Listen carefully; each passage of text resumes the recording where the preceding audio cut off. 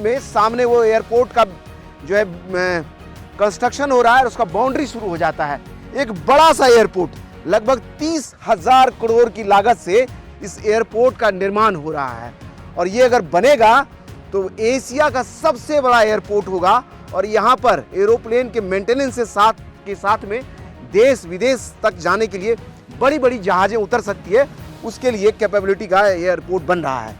बीच में terminal building और उसके उस तरफ में एक रनवे बन गया और उसके ठीक इस तरफ में जिधर से हम खड़े हैं इस तरफ में भी एक रनवे होगा, यानी बीच में टर्मिनल और दोनों ही तरफ रनवे होगा और दोनों ही तरफ से प्लेन उड़ा करेंगी, इस तरह का अरेंजमेंट होगा। सबसे बड़ी बात है, भारत में पहली बार एरोप्लेन का मेंटेनेंस की व्यवस्था इसी एयरपोर्ट पर शुरू होगा, जिसके लिए फ्लाइट्स को सिंगापुर जाना होता था वो अब अपने देश में ही हो जाया करेगा और यहाँ पर प्लेन की रिपेयरिंग हो पाएगी, उसकी व्यवस्था हो रही है। इस एयरपोर्ट के सूत्रधार यहाँ के विधायक धीरेन्द्र सिंह हैं। सबसे पहले उनसे मिलवाते हैं। उन्हीं के प्रयास से जो ये एयरपोर्ट भटक रहा था, कभी हरियाणा कभी राजस्थान जाने की योजना हो रही थी, उसको धीरेन्द्र सिंह ने यहाँ जेवर में ला के खड़ा कर दिया। जिस कासना और जेवर में लोग दिन में आना नहीं चाहते थे, वहाँ अब रात दिन लोग बसना चाह रहे हैं। चलिए उनसे बात कराते हैं।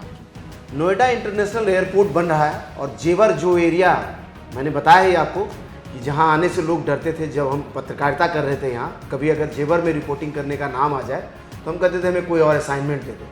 वही जेवर आज इन्वेस्टमेंट का सबसे बड़ा हब बन रहा है। पूरे देश से लोग यहाँ अब जो है ज़मीनें खरीद रहे हैं और चाहते हैं कि जेवर में हमारा कुछ हो जाए। विधायक जी, और जेवर एयरपोर्ट बनेगा तो कितना बदलेगा ये एरिया? देखिए, एयरपोर्ट तो लगभग बन ही चुका है, अब तो वहाँ से फ्लाइट उड़ना बाकी रह गई है और हम लोग इसके लिए प्रयासरत हैं। प्रधानमंत्री जी का समय लेकर शीघ्र ही इसे जनता को समर्पित कर दें। लेकिन अभी आपने एक बात कही थी कि वह जेवर जहां हम पत्रकारिता करने से डरते थे। वास्तव में अगर हम 2017 से पहले जाएंगे, जब भारतीय जनता पार्टी की सरकार उत्तर प्रदेश में नहीं थी, तो उस वक्त अपराध से ग्रस्त क्षेत्र था ये। यहाँ गैंगवार होती थी, गुंडे माफिया सक्रिय थे और जेवर तो बहुत ज़्यादा पिछड़ा हुआ इलाका था। लेकिन 2017 में योगी आदित्यनाथ जी ने कमान संभाली प्रदेश की और मेरे द्वारा विधानमंडल दल की पहली बैठक में प्रपोजल रखा गया कि हमें उत्तर प्रदेश में 10 लाख रोजगारों का सृजन करना है। अगर हम जेवर में एयरपोर्ट बनाएंगे तो निश्चित तौर से वहाँ निवेशक आएंगे और ये काफ़ी 30 साल से पेंडिंग भी चल रहा था। कयास लगाए जाते थे हर सरकार में कि जेवर में एयरपोर्ट बनेगा। तो जब पूरा मैंने खाका समझाया अपने प्रदेश के मुखिया को कि इस तरीके से रोज़गारों का सृजन होगा और वो गाड़ी आगे चल निकली।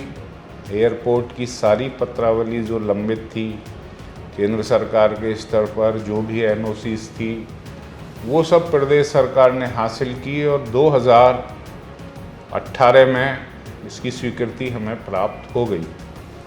और एक समय ऐसा आया कि जब किसानों ने सहमति देने से मना कर दिया तो फिर ये कयास भी लगाए जाने लगे कि शायद एयरपोर्ट ज़मीन नहीं मिली तो उत्तर प्रदेश की बजाय हरियाणा या राजस्थान जा सकता है।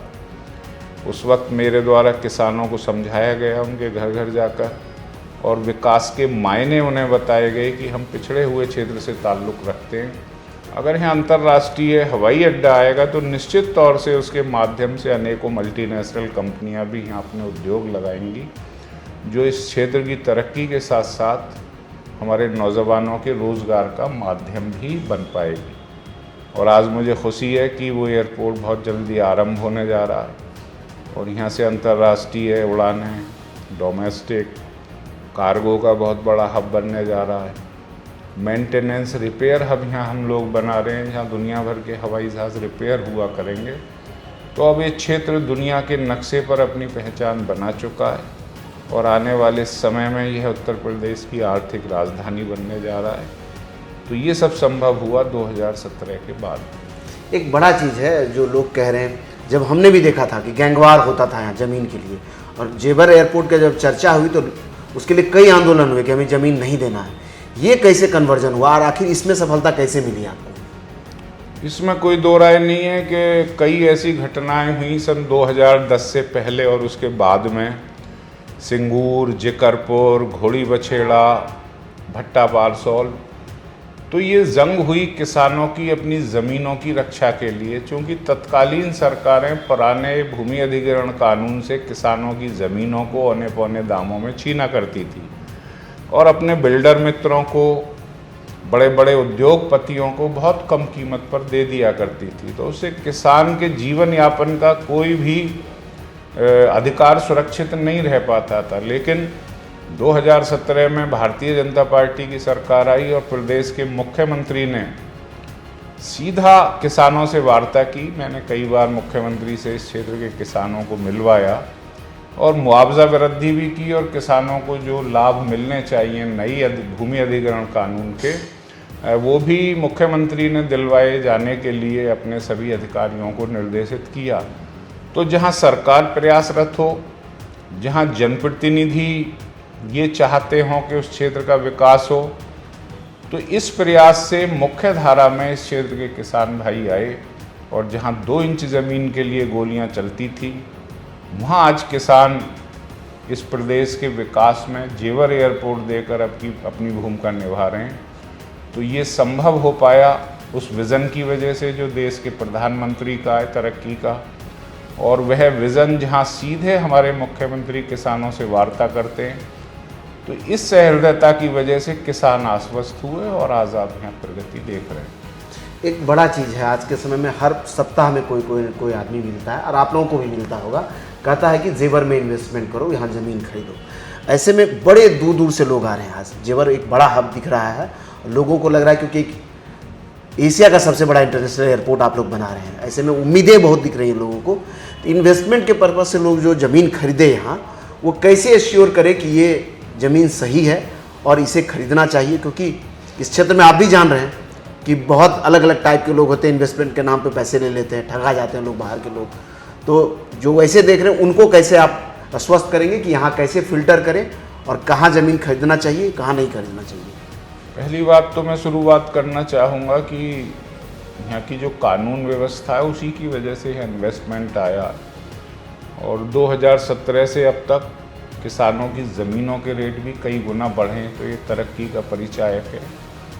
लेकिन जो बाहर के इन्वेस्टर हैं या जो सीधे ज़मीनें खरीदते हैं, तो मैं उनसे यही कहना चाहूँगा कि प्राधिकरण का नोटिफाइड एरिया है, जो सूचित क्षेत्र है, अगर वो यहाँ ज़मीनें खरीदेंगे भी तो उन्हें परमिशन लेनी पड़ेगी कोई कंस्ट्रक्शन करने के लिए। इसलिए सोच समझकर ज़मीन लें, क्योंकि जहाँ कहीं भी ऐसा डेवलपमेंट आता है तो बहुत सारे भूमाफिया एक्टिव हो जाते हैं जो निर्दोष और सीधे साधे लोगों को फंसाने का काम करते हैं, गलत ज़मीनें उन्हें लिखवा देते हैं, जिससे बाद में लोगों के सामने दिक्कतें आती हैं।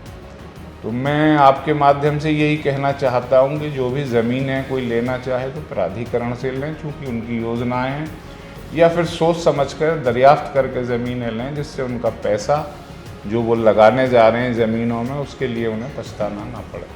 तो ये समझ गए होंगे आप लोग, प्राधिकरण जब भी इस तरह का अलॉटमेंट लेके आती तो उसका इंतजार कीजिए, या तो ज़मीन ले रहे हैं तो उसका फिल्ट्रेशन पूरा कीजिए, तभी यहाँ परचेज कीजिए। बाकी कोई अगर कह देता है कि ऐसा है वैसा है तो इस बात पर भरोसा नहीं कीजिए।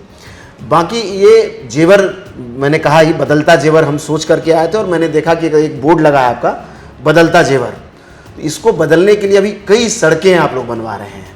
आगे इंटरनेशनल एयरपोर्ट के साथ में और क्या सब चीज़ें यहाँ होगा, जो अगर कोई आदमी जेवर में आकर के बसना चाहता है या वो देख रहा है कि हमें इंडस्ट्री लगाना, कोई बाहर से इंडस्ट्री से आ रहा है लगाने के लिए, तो क्या आश्वस्त होकर के लगाए उनको आगे आने वाले समय में एयरपोर्ट के अलावा और क्या मिलेगा? 2017 से पहले हमें जिला मुख्यालय जाने के लिए जनपद बुलंदशहर और हरियाणा होकर जाना पड़ता था। लेकिन भारतीय जनता पार्टी की सरकार बनने के बाद उत्तर प्रदेश में यहाँ रोड का जो इंफ्रास्ट्रक्चर है वो विश्व स्तरीय हो चुका है। हमने हरियाणा को जोड़ने के लिए कई इंटर स्टेट कनेक्टिविटी यहाँ कराई हैं, और जहाँ तक हम गांवों को जोड़ने की बात करें तो मुझे नहीं लगता कि आज जेवर विधानसभा का कोई गांव संपर्क मार्गों से अधूरा हो।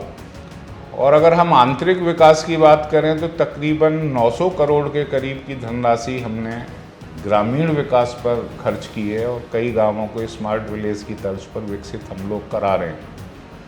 तो यह जो विकास है ये लोगों ने यहाँ 2017 के बाद देखा। अब तो चूंकि यहाँ एयरपोर्ट बनना है बड़ी बड़ी कंपनियां यहाँ उद्योग धंधे लगा रही हैं। फिल्म सिटी जहाँ आप बैठे हैं यहीं बनने जा रही है।